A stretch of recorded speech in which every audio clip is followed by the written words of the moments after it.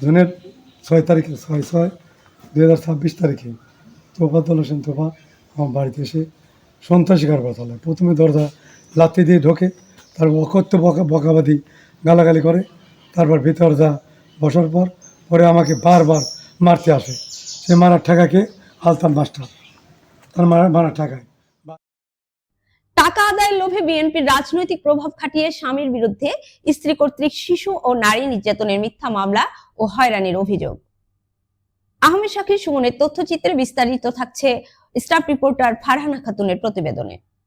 অর্থলোভের কারণে পারিবারিক সম্পর্কে ধরছে চির, ভাঙছে সংসার, এমনই এক ভাঙার গল্প পাবনা সদরের রাধানগর এলাকার স্কুল শিক্ষক মেহেদী হাসান শাওনের জীবনে।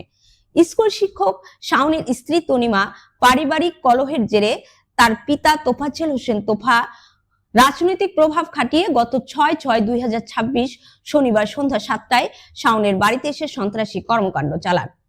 তোফাজ্জল হোসেন তোফা সুজানগর 6 নং ওয়ার্ডের সভাপতি বলে প্রভাব খাটানোর চেষ্টায় সন্ত্রাসী কার্যকলাপ করেন বলে জানা যায়।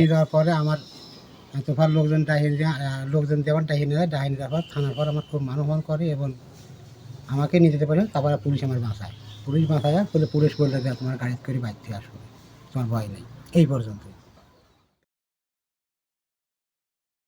6/6/2026 তারিখে তনিমা সকাল 8টার সময় এয়ার চেঞ্জ পরীক্ষা দেওয়ার উদ্দেশ্যে বাবার বাড়িতে রওনা হন। পরীক্ষা শেষ হয়ে গেলে স্বামীর বাড়িতে আর ফিরে না আসায় মেহেদী হাসান শাওন বাদী হয়ে 23/6/2026 তারিখে কোর্টে তাহার স্ত্রী মোহাম্মদ তাহসিন তৌহিদ তনিমাকে ডিভোর্স দেন। পরবর্তীতে তনিমা সুজানগর স্বাস্থ্য কমপ্লেক্সে গিয়ে মামলা দেওয়ার জন্য ভুয়া সনদ সংগ্রহ করে 4/7/2026 তারিখে এসআই আনোয়ার হোসেনের সহযোগিতায় তার স্বামী মেহেদী হাসান শাওনকে 1 নম্বর আসামি ও শাওনের বোন, মা ও বাবাকে 2 এবং 3 ও 4 নম্বর আসামি করে সুজানগর থানাতে নারী ও শিশু নির্যাতনের মিথ্যা মামলা দায়ের করেন। দায়েরকৃত মামলায় আসামিদের 1 দিনের জেল হয়। পরবর্তীতে তারা জামিনে মুক্ত হন।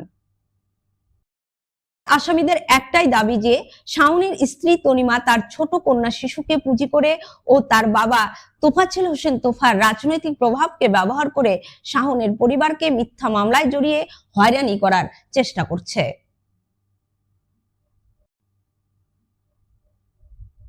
পাবনা থেকে ফারহানা